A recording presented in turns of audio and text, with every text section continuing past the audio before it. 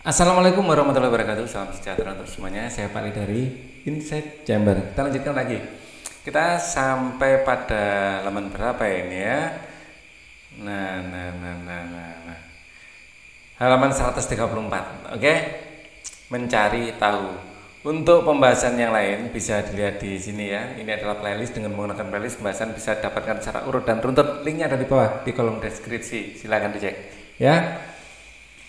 Oke, langsung saja kita bahas mencari tahu. Mari kita mencari tahu sejarah tempat tinggal kita. Kalian harus tahu sejarah tempat tinggal kalian ya, biar lebih ada rasa memiliki gitu ya. Nah, guru kalian akan mengundang narasumber. Nah, ini ada narasumber diundang guru di kelas dan membuat gelar wicara mini. Siapkan buku tulis, ayo siapkan buku tulisnya, baca instruksi sebelum memulai kegiatan. Ya. Buatlah 5 pertanyaan ya yang akan kalian tanyakan saat gelar wicara mengenai pertama bentang alam, kenampakan, lingkungan, daerah tempat tinggal kalian dahulu dan kini. Kalian bisa bertanya, Pak, bagaimanakah keadaan lingkungan dulu ya dibandingkan dengan sekarang? Contohnya pertanyaan seperti itu ya. Sejarah berdirinya daerah tempat tinggal kalian. Ya, misalnya bagaimana dulu tempat ini didirikan? Mungkin dulunya adalah rawa-rawa. Rawa-rawa itu lalu diuruk ya, kemudian didirikanlah perumahan. Perumahan dulu masih belum banyak taman-tamannya. Kemudian mulai dibentuk RT, RW, terus taman-taman mulai dibangun. Nah ini sejarah yang diingat ya sama narasumber akan diceritakan pada kalian. Atau mungkin justru lebih besar lagi ya, kalau narasumbernya adalah veteran perang misalnya, atau orang yang paham tentang berdirinya kota. Nah itu lebih bagus lagi ya. Jadi bagaimana dulu kota kalian tempat kalian tinggal itu didirikan. Misalnya Jakarta dulunya namanya bukan Jakarta tapi Batavia lah. Sehingga ada suku yang asli berdiam di sana ya, atau penduduk aslinya disebut suku Betawi misalnya, seperti itu. Nah itu menarik sekali. Kalau Pak Hari lama tinggal di Surabaya, nah Surabaya adalah kota pahlawan. Wah ini menarik untuk diceritakan kan gitu ya. Oke, atau kalian dari mana? Dari Kalimantan misalnya, ada Kerajaan Kutai yang sangat terkenal ya, bisa kalian tanyakan. Tokoh asli daerah yang berperan penting dalam perkembangan daerah tempat tinggal kalian. Mungkin tokoh asli daerah itu tokoh yang lahir di daerah kalian yang menjadi tokoh besar itu siapa? Ya, jadi misalnya kalian tinggal di Jombang, tentu saja tokoh Gus Dur ini tokoh yang sangat menarik untuk dibicarakan ya. Presiden kita ya, yang juga seorang kiai, yang tokoh pluralisme. Nah itu luar biasa ya. Kemudian kerajaan yang pernah berkembang di daerah tempat tinggal kalian itu kerajaan apa? Yang Malang tentu saja Singosari ya. Ada mungkin yang Mojokerto, Majapahit. Kalian dari daerah mana? Ada kerajaan Aceh, mungkin dari wilayah kekuasaan kerajaan Goa mungkin. Nah, kalian tanya pada orang tua, pada guru, di daerah tempat tinggal kalian itu dulu di bawah kekuasaan kerajaan siapa? Kemudian yang pengaruh berkembangnya kerajaan di masa lalu dengan perkembangan daerah tempat tinggal kalian ya. Jadi kerajaan masa lalu sampai sekarang itu masih meninggalkan bukan hanya situs sejarah, bukan hanya candi-candi atau prasasti-prasasti, tapi juga meninggalkan budaya. Mungkin di daerah kalian ada budaya-budaya tertentu yang masih dijaga sampai sekarang ya. Misalnya budaya ini ya, menghormati situs tertentu, atau budaya melakukan kegiatan tertentu. Misalnya kalau di Jawa Tengah mungkin ya ada budaya sekaten. Nah, budaya seperti itu. Kalau di daerah dekat Pak Ali di sini karena juga merupakan ini apa penghasil durian, ada pesta durian. Nah ini budaya yang baru sih, bukan budaya yang lama. Tapi yang ditanyakan di sini adalah pengaruh perkembangan kerajaan di masa lalu dengan berkembangnya daerah tempat tinggal kalian. Banyak sekali hubungan antara zaman kerajaan dulu sama sekarang. Misalnya orang Kediri yang asli, yang kota itu cara bicaranya lebih halus, bahasanya itu lebih lembut daripada orang Surabaya apalagi ya. Nah itu pengaruh dari kerajaan-kerajaan yang dulu berkuasa di, bukan kerajaan-kerajaan ya, cukup kerajaan aja kan, satu kerajaan Kediri, pengaruh kerajaan yang berkuasa di Kediri. Selanjutnya tabel berikut dalam buku tulis kalian gunakan untuk menyimpan informasi ya. Pertanyaan-pertanyaan itu ya yang kurang lebih ini ya, ini bisa ditanyakan. Nanti jawaban apa dari narasumber, pasti kalian jawabannya pasti beda-beda, narasumbernya juga beda, daerah kalian juga beda-beda ya. Nah, yang dari Bali mungkin kerajaan Bali itu bagaimana kan gitu ya. Jadi apa pengaruhnya? Kalau Bali pengaruhnya masih sangat besar karena Bali ini adalah masyarakat yang sangat menjaga tradisi ya. Bali, Jogja itu adalah masyarakat yang sangat menjaga tradisi. Kosakata baru, gelar wicara. Gelar wicara itu kayak kita ada dialog ya dengan narasumber. Bincang-bincang di televisi atau radio yang dilakukan dalam satu panel yang terdiri atas beberapa tokoh dan dipandu oleh pembawa acara. Kita lanjutkan lagi ya. Berkumpullah dengan kelompok yang sudah disepakati bersama guru kalian. Siapkan lembar kertas karton dan Samson serta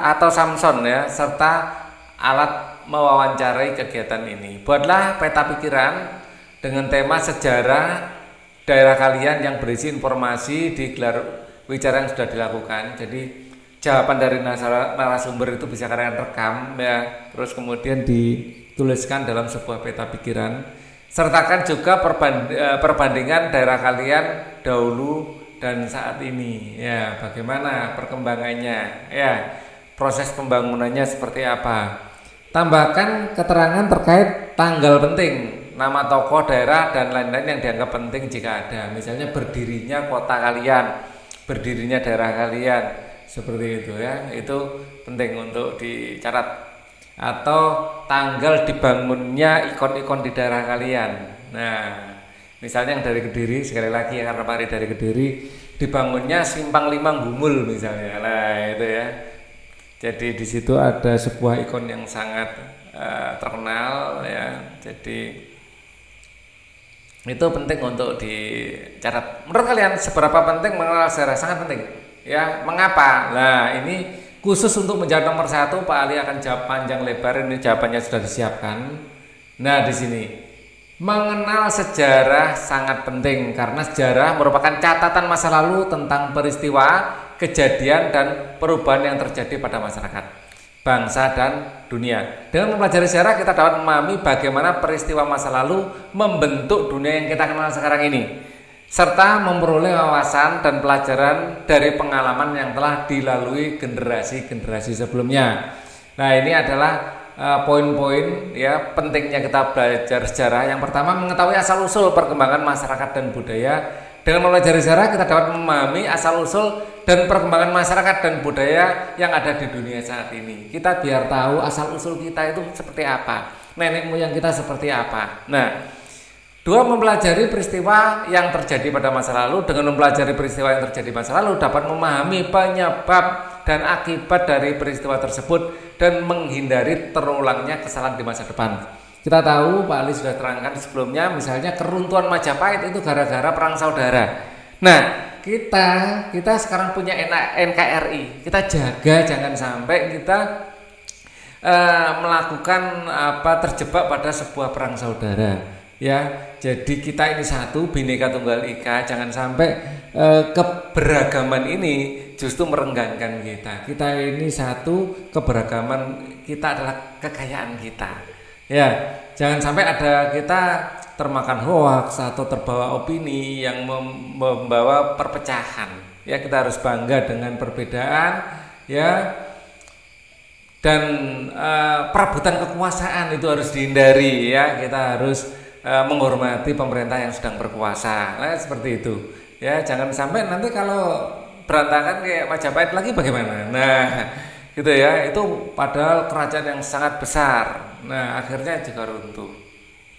3, menemukan inspirasi dari tokoh-tokoh besar. Banyak tokoh besar dalam sejarah yang telah memberikan inspirasi dan contoh teladan bagi kita, baik dalam politik, sosial maupun keragaman. Ya, untuk kemerdekaan Indonesia tentu saja tokoh sentralnya adalah Soekarno. Tapi bukan hanya Soekarno saja yang berjuang memerdekakan Indonesia. Banyak sekali tokoh-tokoh besar ya yang harus kita kenal juga. Ada Muhammad Hatta, Muhammad Yamin, itu adalah tokoh-tokoh besar juga. Jangan lupa kerajaan-kerajaan juga membantu, keterlibatan Sri Sultan juga besar juga dalam kemerdekaan Indonesia. Banyak pejuang-pejuang yang dengan gigih bukan hanya mengangkat senjata, tetapi juga di bidang pendidikan. Nah, ini banyak sekali. Ya, bukan hanya pria, wanita juga kontribusinya sangat besar dalam memerdekakan Indonesia, memperoleh kemerdekaan Indonesia. Ya, tokoh-tokoh besar di bidang militer tentu saja harus kita kenal juga ya. Jenderal Sudirman, luar biasa. Itu Bung Tomo, adalah orang-orang luar biasa yang sangat menginspirasi. Menjaga identitas kebanggaan bangsa. Sejarah yang merupakan bagian dari identitas dan kebanggaan bangsa. Dengan memahami sejarah kita dapat memperkuat dan menjaga identitas serta kebanggaan bangsa. Ya, kita bangsa Indonesia itu memiliki sebuah identitas. Ya, ini kita harus bangga, kita harus pelajari dari mana, dari sejarah. Jangan sampai kita kehilangan identitas kita. Kita mengidolakan tokoh-tokoh yang dari luar negeri, ya. Dan ini banyak ya. Paling coba secara random itu tanya tokoh-tokoh, baik itu tokoh nyata maupun tokoh fiktif, ya. Ya dari dalam negeri itu banyak yang nggak tahu. Superhero misalnya. Paling tanya sebutkan 5 superhero dari Indonesia, itu jarang yang bisa menjawab dengan benar, atau mungkin jawabnya nggak komplit 5. Tapi kalau superhero dari luar negeri kayak Marvel, kayak manga gitu, wah, atau manga ya, mereka nyebutnya dengan lancar. Nah, ini adalah tanda bahaya ya, tanda bahaya bahwa kita harus introspeksi diri ya. 5, mengembangkan sikap kritis. Nah, ini penting ya, kritis. Dengan mempelajari sejarah, kita dapat mengembangkan sikap kritis terhadap informasi dan fakta yang diberikan, serta dapat mempertanyakan interpretasi dan sudut pandang yang digunakan dalam penyusunan catatan sejarah. Ya, sejarah yang ditulis ini, yang nulis juga manusia yang tidak lepas dengan salah. Ya, kita membaca sejarah, mempelajari jangan dari satu sumber dan jangan hanya dari satu buku. Kita harus mencocokkan, dan kita dalam kondisi kritis artinya kita selalu mempertanyakan benar tak? Nah, itu perlu dalam belajar sejarah ya, karena istilahnya tidak ada gading yang tak retak ya. Kadang-kadang sejarah itu ditulis, penulisnya sendiri memiliki kayak apa ya, bias atau interpretasi yang subjektif juga, kadang-kadang seperti itu. Jadi harus dikombinasikan dengan berbagai sumber ya, semakin banyak ya semakin bagus. Maupun dalam bentuk bangunan, peninggalan sejarah yang berupa budaya merupakan kebiasaan yang berasal dari nenek moyang dan berlaku secara turun-temurun. Nah, tiba-tiba kok sampai sini. Oh, sebentar, ini tadi jawaban nomor 1 ya. Sekarang jawaban nomor 2. Apa hal menarik dari sejarah tempat tinggal kalian? Nah, misalnya Pali secara teknis kan tinggal di Surabaya dan Kediri. Yang menarik dari sejarah tempat tinggal kalian, sekarang Pali akan cerita Surabaya. Surabaya adalah kota pahlawan. Disebut kota pahlawan bukan kaleng-kaleng ya. Memang dulu ya, untuk mempertahankan kemerdekaan negara kita yang sudah diproklamasikan, dan sebenarnya waktu kita proklamasi itu banyak negara belum mengakui kita merdeka, tapi kita tetap ingin menunjukkan bahwa kita memang negara yang merdeka. Salah satunya adalah perjuangan arek-arek Surabaya. Ya, Belanda, Inggris itu tidak menganggap kita merdeka waktu itu masih. Bagi mereka 17 Agustus bukan hari kemerdekaan kita. Nah, kita harus menunjukkan itu ya dengan memberikan perlawanan. Kita tunjukkan bahwa memang rakyat Indonesia ini layak untuk merdeka dan memang sudah menganggap diri kita merdeka. Nah, ini adalah sangat menarik ya. Dari segi persenjataan kita kalah jauh. Bayangkan mereka punya bom, punya tank, punya senjata komplit, bahkan kapal perang. Ya, kita dengan modal apa adanya, kita kenal dengan senjata bambu runcing gitu ya, itu mampu mengalahkan ya tentara musuh. Padahal mereka membawa tentara yang sangat terlatih dari India, tentara Gurkha ya. Nah ini adalah hal yang sangat heroik ya. Hanya modal semangat dan keyakinan kita bisa merdeka ya. Ini mission impossible atau sulit diterima nalar kalau enggak dengan semangat yang besar ya. Pada akhirnya kita menang ya kan. Apa yang dapat dipelajari dari tokoh-tokoh daerah kalian? Semangat juang ya, semangat juang. Apa hal menarik sejarah tempat tinggal kalian ini? Kalau Pak Ali bilang perang 10 November ya, 10 November 1945. Di Surabaya ya, Surabaya, untuk daerah Surabaya. Ini alasan kenapa Surabaya disebut kota pahlawan. Apa yang bisa dipelajari dari tokoh daerah kalian? Semangat juang, semangat juang ya yang tinggi. Modalnya keyakinan, Allahu Akbar itu ya, karena waktu itu juga mendapat fatwa jihad dari Tebuireng ya. Pak Karno sendiri yang minta fatwa jihad itu. Jadi perang 10 November itu sangat semangat, nggak takut mati itu karena memang ada semangat jihad di sana ya. Dan memang ada fatwa ya dari kiai. Apakah menurut kalian masyarakat di daerah tempat tinggal kalian sudah menjaga peninggalan sejarah dengan baik? Mengapa? Sudah ya, walaupun ya masih ada kekurangan di sana sini, tapi sudah ya. Mengapa? Karena salah satu contohnya ya, dibangun untuk konteksnya perang 10 November ini dibangun Tugu Pahlawan ya, Tugu Pahlawan. Tentu saja ini relevan untuk yang tinggal di Surabaya ya. Kalian di daerah kalian sendiri pasti ada kisah sendiri dan keheroisme kepahlawanan sendiri ya. Jadi kalian bisa menggali dari narasumber atau dari orang tua atau dari internet ya. Menurut kalian cara apa saja yang bisa dilakukan agar peninggalan sejarah di daerah kalian bisa terjaga dengan baik ya? Mendirikan museum ya, juga bisa mendirikan ini kayak tugu peringatan atau apa ya, terus lewat seni, pertunjukan dan lain-lain ya. Terus juga dipelajari di sekolah.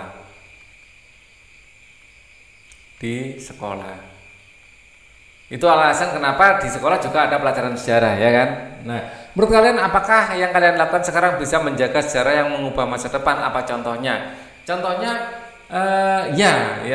ya. Contohnya adalah menggunakan semangat juang para pejuang ya, menggunakan semangat juang pendahulu kita ya, untuk ya memperjuangkan cita-cita ya. Jadi ingat perjuangan arek-arek Surabaya itu ya kan, hanya dengan senjata seadanya itu bisa mengalahkan pasukan Nika ya kan. Nah, kita juga dengan alat seadanya, dengan kondisi seadanya bisa ya, asal yakin. Kehidupan di masa lalu dapat diketahui dari peninggalan-peninggalan bersejarah berupa adat atau budaya, alat yang digunakan, ya, tulisan maupun dalam bentuk bangunan. Peninggalan bersejarah yang berupa budaya merupakan kebiasaan yang berasal dari nenek moyang dan berlaku secara turun-temurun dalam masyarakat. Ya, misalnya sedekah bumi, ya kayak gitu ya. Itu adalah peninggalan-peninggalan nenek moyang kita. Peninggalan masa kerajaan Hindu-Buddha, candi. Bangunan yang dibuat dengan tujuan untuk memuliakan seseorang yang telah mati, yang berasal dari keluarga raja atau orang terkemuka. Wah, sama dengan piramid ya, fungsinya. Jadi untuk menghormati orang yang sudah meninggal. Arca, patung yang terbuat dari batu yang dipahat menyerupai seseorang, manusia atau binatang. Ya, ini adalah arca. Ada seni ukir. Hasil seni ukir atau seni pahat yang dapat kita jumpai sebagai hiasan pada dinding-dinding candi. Bukan sekedar hiasan juga, itu mengandung makna tersendiri, menyampaikan informasi keadaan sosial waktu itu, ya, dan perjuangan pada waktu itu. Jadi banyak sekali pesan yang ingin disampaikan di relief-relief candi. Karya sastra, peninggalan kitab-kitab bersejarah seperti kitab Sutasoma karya Empu Tantular. Dalam kitab inilah terdapat kata Bhinneka Tunggal Ika yang menjadi semboyan persatuan kita. Dari kitab ini, ya, Indonesia itu memiliki ide persatuan Bhinneka Tunggal Ika. Ya, ini adalah sesuatu yang luar biasa. Ya, banyak negara itu pusing mempersatukan dua agama yang berbeda. Dua saja sudah pusing, apalagi kita punya 5, 6 ya. Ada Konghucu juga ya. Kalau Konghucu dihitung kan ada 6. Nah, itu tidak mudah. Itu dari agamanya saja, ya. Belum dari bahasanya, kita ada ratusan bahasa yang berbeda. Suku kita juga ada ratusan suku yang berbeda. Warna kulit juga beda, bentuk tubuh juga beda, rambut beda. Jadi banyak sekali perbedaan-perbedaan, tetapi perbedaan inilah yang merekatkan Indonesia. Kekayaan inilah yang membuat kita itu bangga sebagai bangsa Indonesia. Bahasa dan tulisan. Peninggalan di masa kerajaan Hindu-Buddha menggunakan bahasa Sangsakerta dengan tulisan huruf Pallawa seperti yang tertulis pada prasasti-prasasti. Ya, sekarang tidak banyak orang yang bisa membaca huruf Pallawa. Jangankan Pallawa, Honocoroko saja ya. Tulisan asli Jawa itu sudah banyak yang nggak mampu baca. Dulu Pak Ali waktu sekolah bisa, sekarang maksudnya nggak bisa ini nggak bisa lancar ya, harus ngerpek-ngerpek gitu ya, harus lihat catatan ya. Jadi ya itu fenomena yang perlu perlu usaha agar ini tidak berlanjut pada kondisi sampai masyarakat itu sama sekali nggak paham. Ya, kita contoh negara-negara lain misalnya kayak Jepang bikin manga itu ya pakai tulisan Jepang, katakana, haragana, kanji. Ya, tulisan kanji berarti ya, tulisan kanji. Orang Korea juga kalau bikin manga itu atau apa istilahnya kalau di Korea, komik lah ya kita bilangnya secara umum, itu menggunakan tulisan mereka. Nah, pertanyakan, apakah kalau Jepang mempertahankan budayanya Jepang jadi terbelakang? Enggak, Jepang sangat maju, nah, kan gitu ya. Arab juga masih menggunakan tulisan Arab sampai sekarang, dan negaranya yang maju. Kenapa kita enggak menggunakan bahasa Honocoroko ya? Itu patut dipertanyakan juga. Peninggalan masa kerajaan Islam, ya, wah ini. Ada kaligrafi. Kaligrafi adalah suatu seni menulis huruf Arab dengan gaya dan susunan yang indah. Peninggalan kaligrafi pada masa silam dapat kita temukan di berbagai hiasan ukir atau tulis. Nah, kaligrafi seperti ini, menulis indah. Masjid adalah salah satu peninggalan sejarah di Indonesia paling banyak ditemukan. Ya, karena memang sebagian besar Indonesia beragama Muslim ya, beragama Islam maksudnya.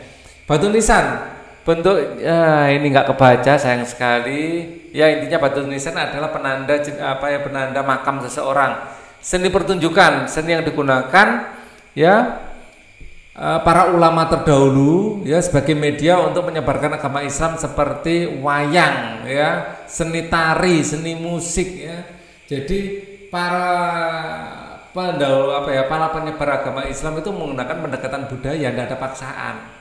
Ya, banyak lagu-lagu atau gending-gending atau tembang istilahnya menyebutnya ya, itu sangat dalam maknanya dan sangat islami seperti ilir-ilir, lir-ilir, lir-ilir, tandure sumilir, tak ijo royo tak sengguh kematenanya.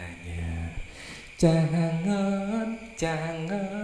penekno blimbing kuwi, lunyu-lunyu penekno kanggo basu dodot ira. Nah, itu adalah sebuah tembang ya yang diciptakan salah satu wali songo untuk menyebarkan agama Islam. Pendekatannya budaya ya, sangat indah ya. Karya sastra, seni sastra masa kerajaan silam di Indonesia umumnya berkembang sekitar ini nggak kebaca, maaf sekali ya. Seni ukir peninggalan kerajaan Islam berupa hiasan daun-daunan dan bunga. Nah itu ya, jadi peninggalan masa kerajaan Islam itu juga banyak ya. Ada peninggalan seni, budaya, musik juga.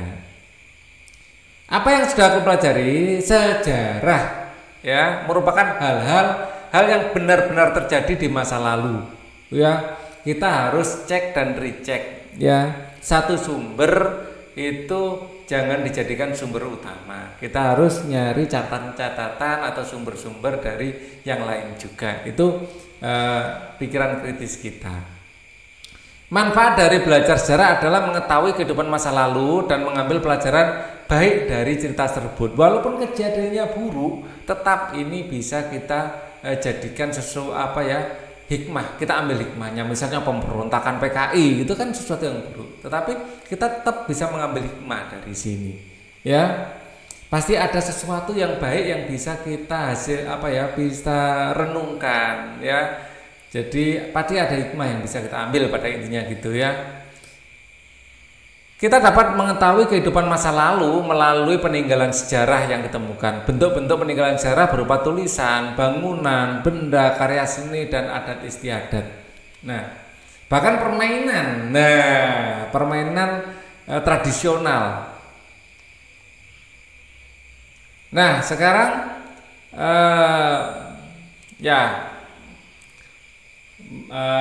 kita masuk pada topik B, daerahku dan kekayaan alamnya. Sekarang apa saja kekayaan alam di daerah tempat tinggalku?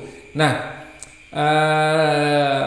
karena secara teknis Pak Ali di Surabaya dan Kediri, sekarang Pak Ali akan cerita Kediri. Kekayaan alam di Kediri itu apa sih? Kediri itu ada Gunung Kelut ya ada Gunung Kelut,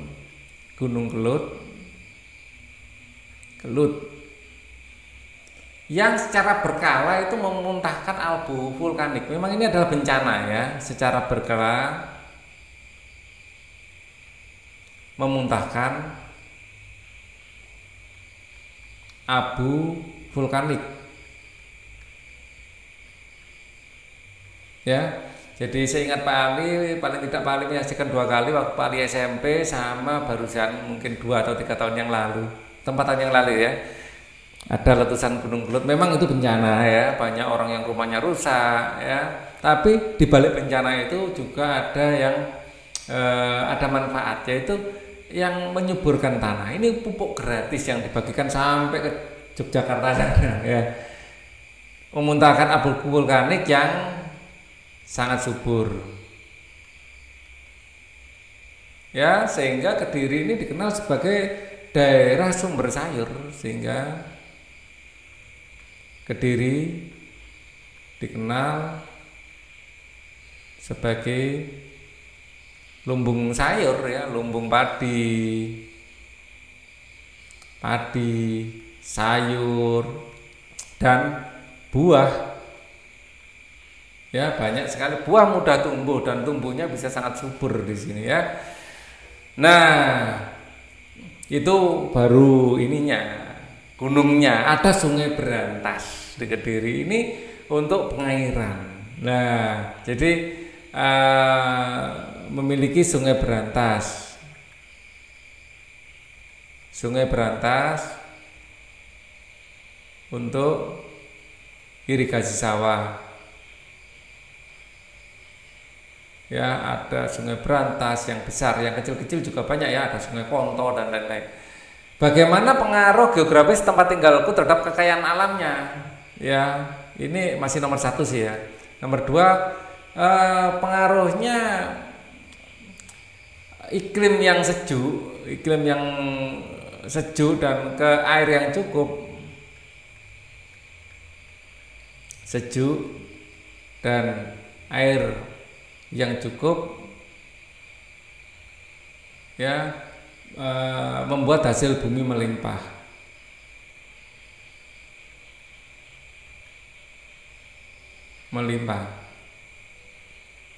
Ya, kolam ikan itu banyak juga ya. Nah, bagaimana cara bijak untuk memanfaatkan kekayaan alam di daerah tempat tinggalku ya? Selalu menjaga lingkungan dengan baik, menjaga kelestariannya. Ya, tidak boleh menebang pohon sembarangan, kan itu salah satunya ya, tidak boleh buang sampah sembarangan. Nah, itu. Pasar ini unik ya, semua yang dijual di sini asli dari daerah sini loh. Dan karena dekat juga dengan gunung, daerah kita mudah juga mendapatkan berbagai macam hasil pertanian dan perkebunan ini. Yang terlihat di sini adalah pasar induk ya. Jadi di dekat Pak Ali, rumahnya Pak Ali ada pasar induk juga, kira-kira 6 kilo lah dari rumah Pak Ali. Wah, sana sayur itu banyak sekali dan murah harganya. Jadi kalau kalian ingin bakar jagung gitu, beli langsung 1 karung, dimakan sama tetangga. Tahukah kalian bahwa setiap daerah di Indonesia memiliki ragam bentang alam yang berbeda-beda? Lalu tahukah kalian bahwa hal ini pun berpengaruh terhadap potensi sumber daya yang dimiliki oleh masing-masing daerah? Kabupaten Bima misalnya memiliki bentang alam yang terdiri dari dataran tinggi, dataran rendah, dan beberapa daerahnya berbatasan langsung dengan lautan. Curah hujan yang rendah juga di dataran Kabupaten Bima ya. Bawang merah dapat tumbuh dan berkembang dengan baik. Ya. Bambu juga termasuk sumber daya alam yang banyak dimanfaatkan. Perabotan rumah tangga, perabotan dapur, dinding rumah terbuat dari bambu, jembatan, banyak ya, kursi, banyak sekali bahan-bahan yang bisa dibuat topi. Jadi bambu ini sangat multifungsi.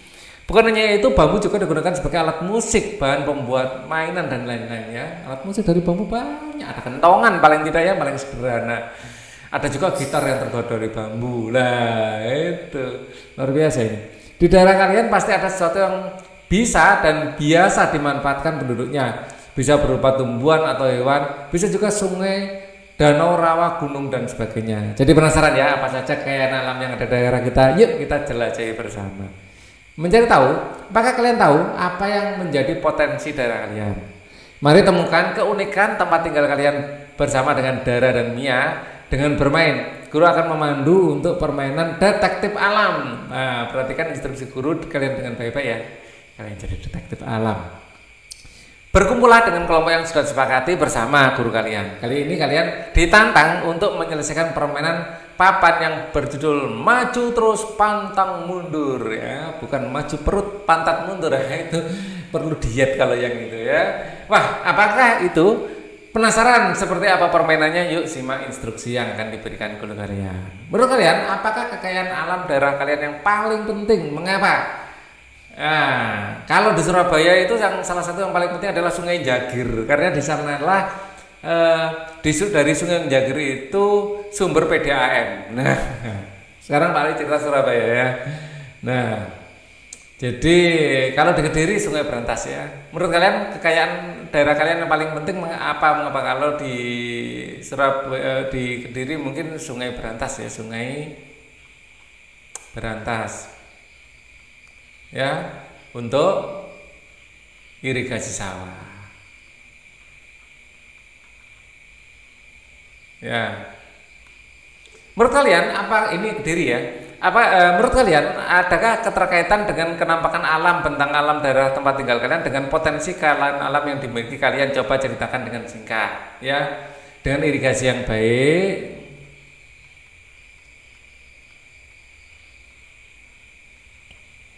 hasil bumi melimpah.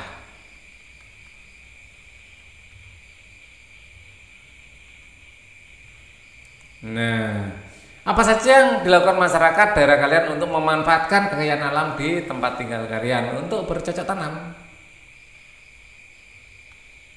pengairan, sawah dan kebun. Ini konteksnya Kali Berantas ya, Sungai Berantas. Menurut kalian seberapa penting mengelola kekayaan alam dengan bijak? Mengapa? Ya, penting sekali, sangat penting. Ya, apabila rusak semua manfaatnya akan hilang.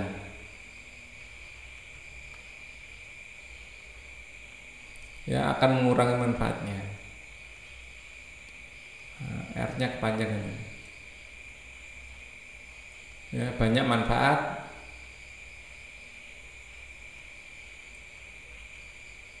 Penting akan hilang. Apakah menurut kalian masyarakat di tempat tinggal kalian sudah bijak dalam mengelola alamnya dengan baik? Ya, kalau menurut Pak Ali sih masih sebagian besar sudah baik, tapi masih Pak Ali temukan orang-orang yang buang sampah tidak pada tempatnya ya, di sungai ya. Jadi ya ada plus ada minusnya. Ya, kalian bisa menjawab plusnya atau minusnya ya, enggak masalah. Yang penting menjawab dengan keyakinan. Menurut kalian, apa hal yang dapat diupayakan untuk menjaga kelestarian alam yang dimiliki daerah kalian sehingga terus dinikmati generasi sebelumnya? Tidak membuang limbah di sungai ya, itu konteksnya sungai. Tidak membuang sampah dan limbah di sungai, atau tidak mengotori sungai dengan sampah dan limbah, baik itu limbah rumah tangga maupun limbah pabrik. Maaf ya, tulisan Pak Ali jelek sekali. Oke, untuk pertemuan kita sampai di sini dulu. Ini adalah alternatif atau contoh solusi ya. Jadi kalian bisa menyesuaikan dengan daerah kalian masing-masing. Ya pasti daerah kalian punya keunikan tersendiri ya kan. Nah, untuk video ini cukup dulu. Thank you for watching. Wassalamualaikum warahmatullahi wabarakatuh.